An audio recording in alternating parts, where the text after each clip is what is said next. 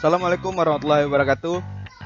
Selamat pagi, siang, sore, malam untuk siswa-siswa sekalian. Jadi hari ini saya akan menjelaskan materi sosiologi untuk kelas 11. Jadi materi ini akan kita pakai untuk kalian pelajari. Nanti di jadwal ujian sosiologi akan saya beri ujian. Nanti saya berikan link untuk ujian. Jadi silakan kalian mengerjakan ujian berdasarkan video yang kalian tonton kali ini. Baik, kita langsung saja. Jadi materi hari ini kita masuk ke bab 4 tentang konflik, kekerasan, dan perdamaian. Ini yang harus kalian kuasai. Ketika saya setelah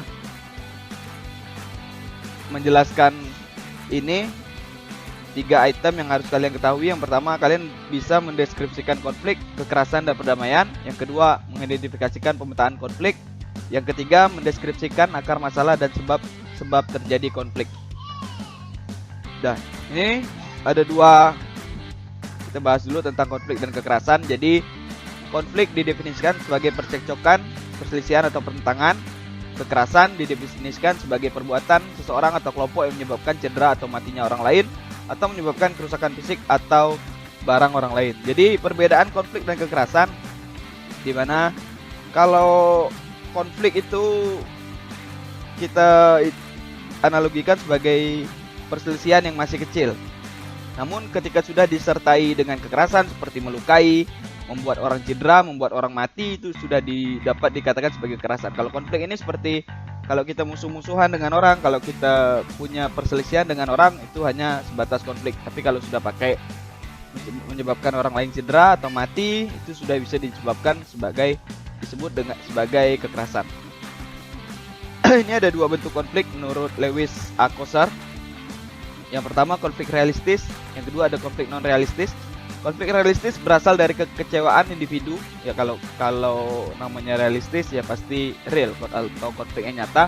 Konflik non realistis bukan berasal dari tujuan persaingan yang antagonistis atau berlawanan, melainkan dari kebutuhan pihak-pihak tertentu untuk meredakan ketegangan. Jadi yang namanya konflik realistis ini seperti contoh seperti ini. Ini ketika buruh menyalurkan aspirasinya dalam menuntut kenaikan upah melalui demonstrasi, ini disebut dengan konflik realistis. Jadi konflik realistis ini seperti ini, yang dikarenakan oleh kepentingan orang. Jadi ini ada buruh ini memiliki kepentingan untuk, biasanya dituntut buruh ya seperti penghapusan sistem kerja outsourcing. Kemudian ada penuntutan kenaikan upah. Jadi yang dilawan buruh ini ya pasti pengusaha. Jadi konflik ini punya bentuk atau punya wujud yang nyata. Makanya dikatakan sebagai konflik realistis. Kemudian ada pihak-pihak yang berkonflik. Ini ada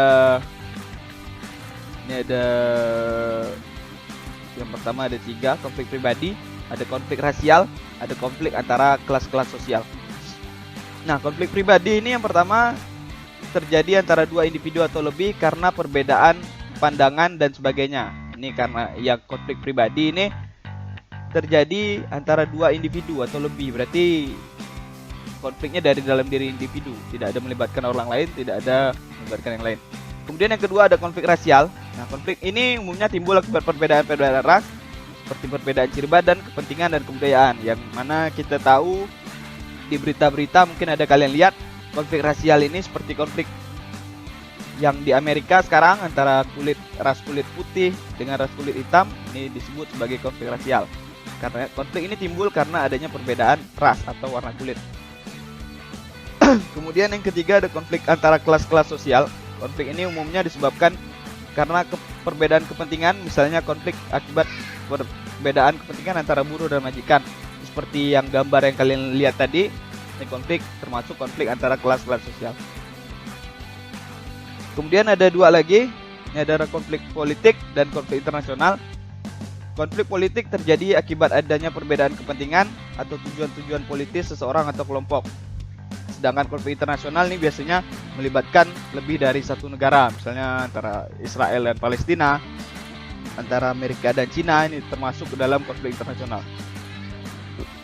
Nah, ini wilayah perbatasan laut rawan terjadi konflik internasional, misalnya pencurian ikan.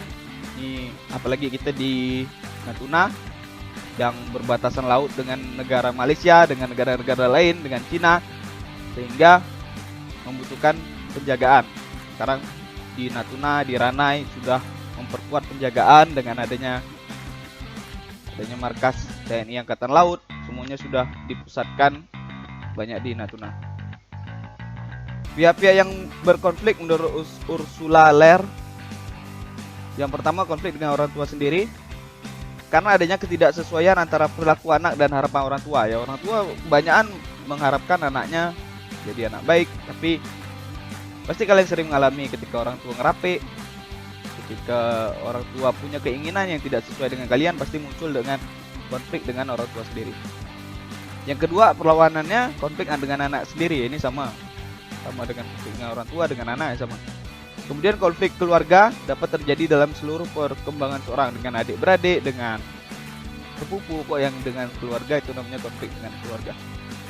Kemudian ada konflik dengan orang lain, dengan lingkungan sekitar.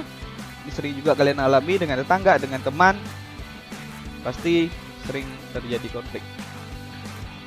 Selanjutnya ada konflik dengan suami atau istri. Ini konflik timbul akibat berbagai kesulitan yang dihadapi dalam perkawinan. Mungkin kalian belum alami, nanti pasti kalian akan mengalami. Kemudian konflik dengan teman sekolah akibat tidak dapat mengikuti pelajaran, tidak lulus ujian. Konflik hubungan antara guru dan murid serta teman sekolah, biasanya dengan teman terjadi konflik. Kalian nak niru kerjaan teman tak beri, lah terjadi yang namanya konflik. Ini faktor penyebabnya. Yang pertama perbedaan antara individu, yang kedua perbedaan kebudayaan, yang ketiga perbedaan kepentingan. Perbedaan antara individu ini berarti antara satu orang dengan orang lain punya pendapat yang berbeda, misalnya dalam pemilihan OSIS, pemilihan ketua kelas, dalam persaingan untuk memperebutkan juara, sering terjadi juga konflik. Kemudian perbedaan kebudayaan, misalnya kalian dari Natuna kemudian pergi ke kota, tentu mengalami kebudayaan yang berbeda, terjadi konflik dalam batin kalian, apakah mau ikut kebudayaan dari asli kalian Natuna atau ke kebudayaan tempat kalian tinggal. Yang terakhir ada perbedaan kepentingan. Nah, perbedaan kepentingan ini seperti tadi, perbedaan konflik antara buruh dan majikan. Buruhnya mau upah tinggi, majikannya mau kerja tinggi tapi upahnya rendah. Berarti kepentingannya berbeda. Nah, baik. Segitu saja. Nanti ada soal yang akan saya berikan, ada 4 soal. Linknya akan saya bagikan di grup WA kalian setelah nanti jadwal ujian kita. Baik, terima kasih. Assalamualaikum warahmatullahi wabarakatuh.